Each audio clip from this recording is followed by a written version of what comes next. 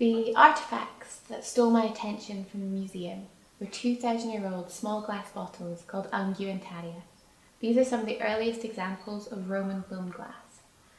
Discovering the case in the archives, I was mesmerised. Such simple vessels that had endured millennia. I wondered how many lives they had lived through, what stories they had seen. Everything made garners experience and narrative, and these bottles felt like a message from long ago.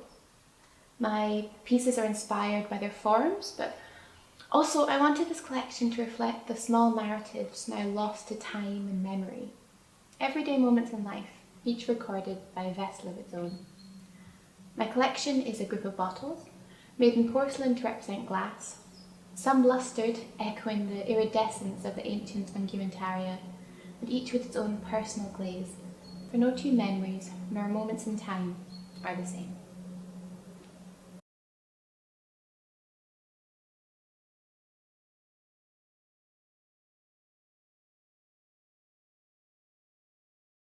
Hi, my name is Matikaitae. My chosen object from the museum was an early 19th century pocket globe in its own case, made from wood and plaster. The globe itself shows the continents, and the inside of the case, the celestial skies. My piece consists of 5 spheres, each one fitting inside the other, each sphere incorporating visual and symbolic interpretations from the original object. And I've taken the opportunity to represent this through the use of different ceramic techniques and materials, such as the metallic oxides of iron, chrome, cobalt, copper, and gold.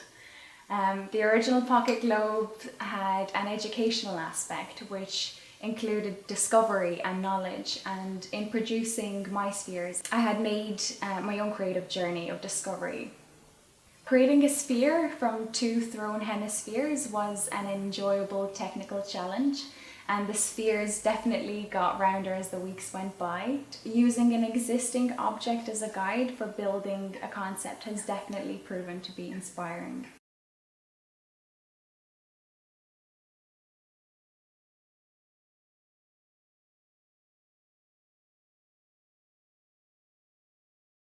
Inspiration behind my pieces were a 17th century blown glass wine bottle. These bottles are sometimes referred to as onion bottles because of their bulbous form, and originally that is what attracted me to them.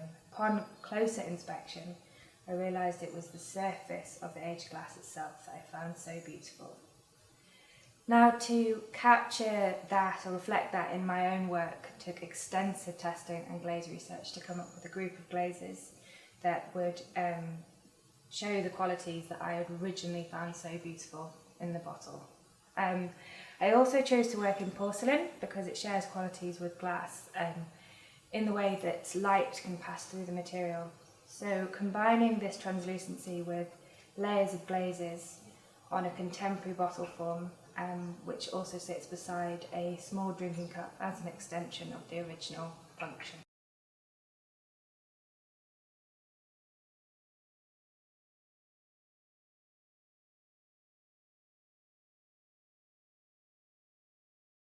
The piece that I've chosen from the museum's collection is an 18th century hand-carved Irish wooden spoon.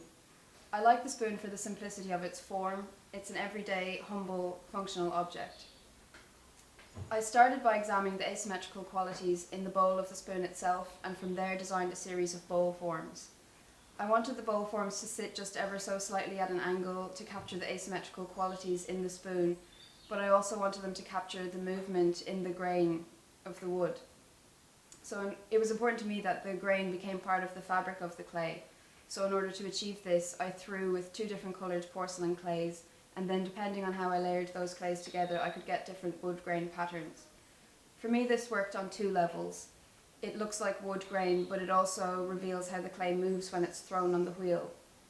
My final piece is a series of wheel-thrown porcelain bowl forms with a wood grain pattern running through them.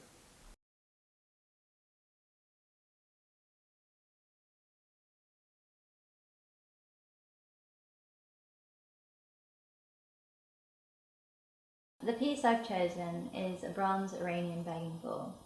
And what really attracted me to the piece first was the interesting flattened boat-like form, and especially the intricately carved surface decoration.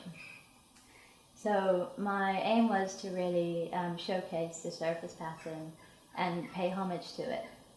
So what I've done is I've created a new form based on the angular flattened form of the begging bowl, and recreated the metallic engraved surface using clay.